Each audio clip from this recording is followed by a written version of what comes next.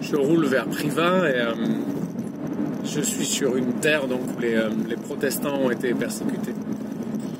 C'était une persécution frontale, violente. C'était terrible, mais ça avait le mérite d'être clair. Et pour résister, certains protestants en tout cas ont décidé de prendre les armes. Il y a eu des affrontements guerriers, sanglants.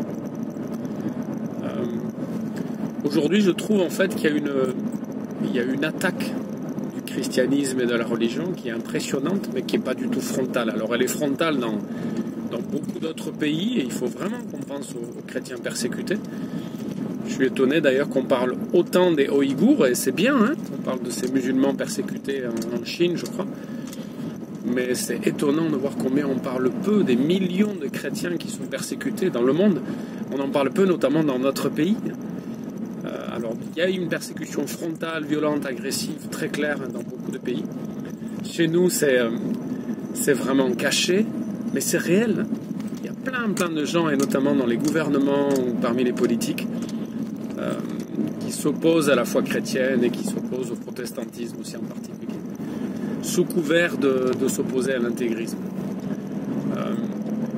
Et ça crée une tension, c'est que ça peut pousser certains aussi à adhérer à des idées d'extrême droite, par exemple. Aujourd'hui, dans cette campagne, certains vont flatter les chrétiens ou parler de valeurs chrétiennes.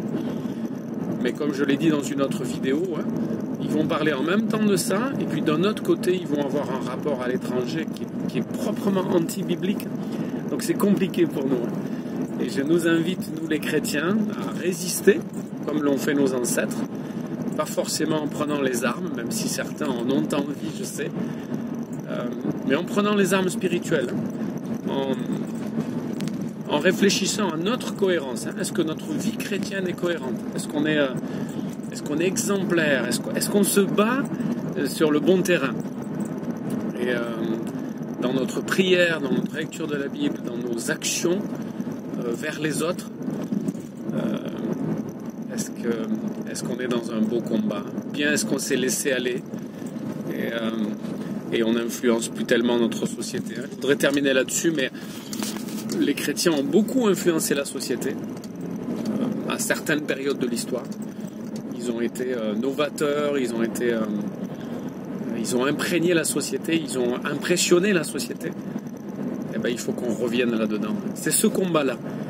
C'est être présent dans notre ville, dans notre village, dans les combats actuels.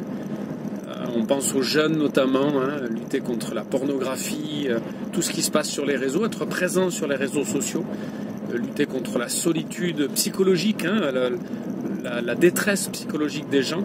Peut-être que les gens sont plus aidés matériellement qu'avant, mais leur détresse psychologique et spirituelle est terrible. Donc qu'est-ce qu'on peut faire, qu'est-ce qu'on doit faire, qu'est-ce qu'on fait pour que cette guerre soit proprement menée.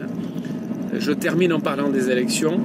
On va certainement, en tant que chrétien, encore une fois, choisir le moins pire ou la moins pire des candidates.